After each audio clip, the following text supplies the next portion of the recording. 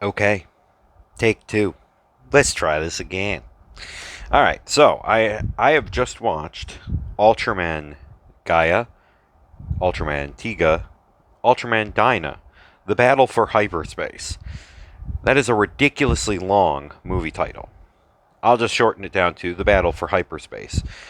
Well, this was without a doubt the best piece of Ultraman that I have watched so far. Um, it was absolutely incredible. I loved it. It was an hour and 10 minutes, and even though I haven't watched Ultraman Gaia, I watched it because it said Ultraman Tiga. And it, I don't think it ruins the fact that I haven't seen Gaia. In fact, I think that it really set the stage for me liking Ultraman Gaia because the story is about a boy in an alternate reality who finds a mysterious orb. And in his reality, Ultraman is a television show. So it's kind of like the real world. And this boy gets bullied and everything, and he wishes to meet Gamu, or, Ultraman Gaia. And what they did to, yeah, my shoulder's a little itchy, sorry. What they did to introduce Gaia really sold me on him. I have a feeling that I might like Ultraman Gaia better than Ultraman Tiga. And it's solid. He was a great actor. He had a lot of heart.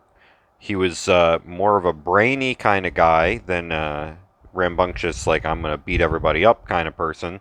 Um, and the plot of the movie was very, very interesting. So this red orb grants wishes, and when Tatsmo, I believe is the name of the main boy, he wished to meet Ultraman Gaia. So Gamu gets pulled through to our dimension, or whatever dimension that the boy's from, and then the bullies come and steal the orb, and then they, summon a monster. So they try to figure out what's causing these things to happen, which they find out. Yes, it's the orb. The orb gets more power based off of people's desires, and when they hold it, they summon. And then the bullies then create three monsters, and then the main one combines bits and pieces from his two friends to make a super powerful monster called the King of Mons.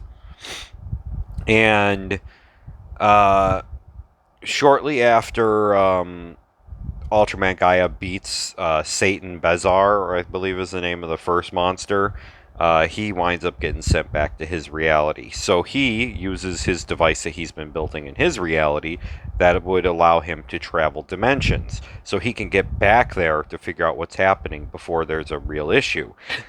And then the bullies summon the King of Mons, and he just starts wrecking house. And Ultraman Gaia pulls through to the alternate dimension, but then the bullies summon two additional monsters, and it gets crazy. And you see Gaia's getting beaten down, and he can't handle all three of them. So then Tatsmo has to get the orb back, and he summons Light.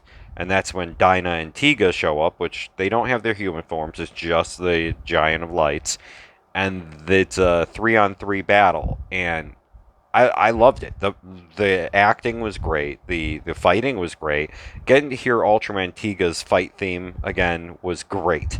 And it set up Gaia as a very likable character. And I am 100% into seeing that series. In fact, I think I'm going to pause watching the Conan show and hop into Ultraman Gaia just because I like this movie that much.